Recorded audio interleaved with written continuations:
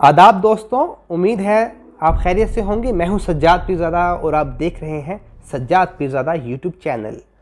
ہر school کا ایک اپنا قانون ہوتا ہے، وہاں کس قسم کا یونیفارم پہنا جائے یا کس قسم کا ڈسپلن ہو، یہ اس سکول کی انتظامیہ طے کرتی ہے، اور جو اس قانون کو فالو کرتے ہیں وہی اسٹوڈنٹ لائق سمجھے جاتے ہیں۔ انڈیا کے کرناٹک میں ایک سکول میں کسی بھی مذہب کے اسٹوڈنٹ کو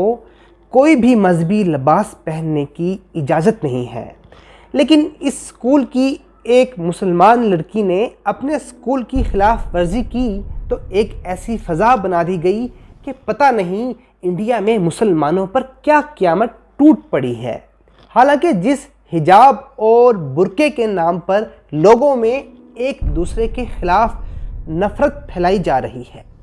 انڈیا یا پھر پاکستان میں اس حجاب یا برقعے کا قرآن پاک میں کہیں ذکر ہی نہیں ہے۔ بقول غامدی صاحب،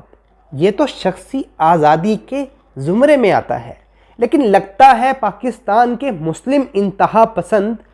قدامت پسند اور بھارت کے ہندو انتہا پسند عورتوں کی شخصی اور مذہبی آزادی کے خلاف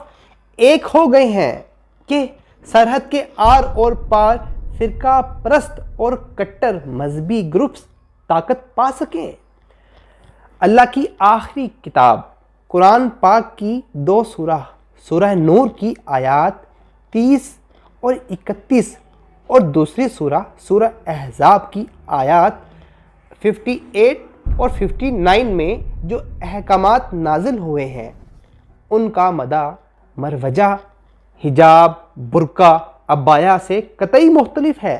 گو کہ یہ ثقافتی علامات ضرور ہیں۔ سورہ نور کی آیات 30-31 میں مردوں اور عورتوں دونوں سے کہا گیا ہے کہ مومن مردوں سے کہو کہ اپنی نظریں نیچی رکھیں اور اسی طرح اپنی شرم و حیا کی حفاظت کیا کریں، اور پھر 30 آیت میں اور مومن عورتوں سے بھی کہہ دو کہ وہ بھی اپنی نگاہیں نیچی رکھیں اور اپنی شرم و حیا کی حفاظت کیا کریں اور اپنے سینوں پر اوڑھنیاں اوڑھے رہا کریں۔ سورہ احزاب آیت 59 میں اللہ کا ارشاد ہے کہ اے نبی اپنی بیویوں اور بیٹیوں اور اہل ایمان کی عورتوں سے کہہ دو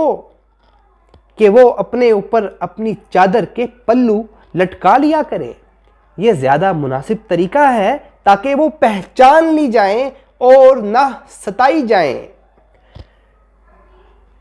اور یہ ہدایت کفار کی ستم ظریفی سے بچاؤ کے لیے دی گئی تھی۔ ممتاز محقق محمد اسد نے اس کی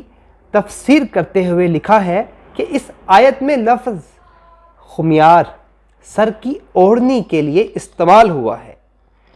جو عرب خواتین سر پر رکھ کر پیچھے کی طرف ڈال لیتی تھیں۔ اس زمانے میں عورتوں کی قمیص کا گلا سامنے سے کھلا رہتا تھا، لہذا حکم دیا گیا کہ سینے کو ڈھانپ لیں۔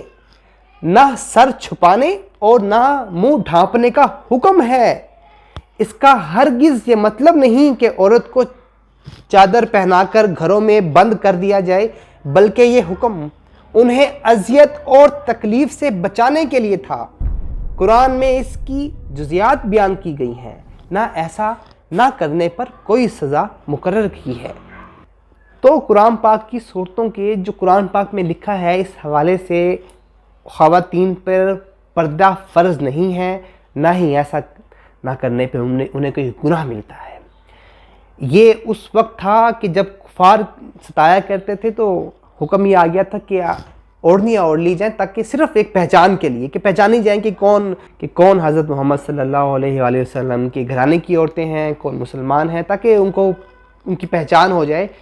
آج کل کے معاشرے میں تو کوئی پہچان نہیں ہوتی کہ ہندو کون، مسلمان کون، کرسچن کون۔ کرسچن میں بھی لوگ پردہ کرتے ہیں، ہندو خواتین بھی پردہ کرتی ہیں،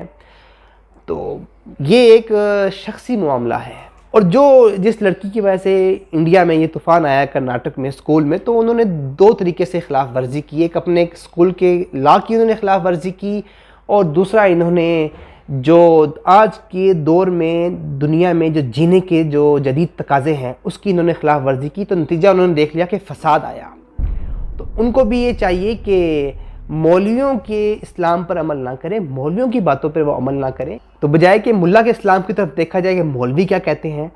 ہمیں قرآن کی طرف دیکھنا چاہیے اور قرآن میں جو حکم ہے اس کے مطابق چلنا چاہیے۔ اپنا بہت بہت خیال رکھیے، آپ سے پھر بات ہوتی ہے۔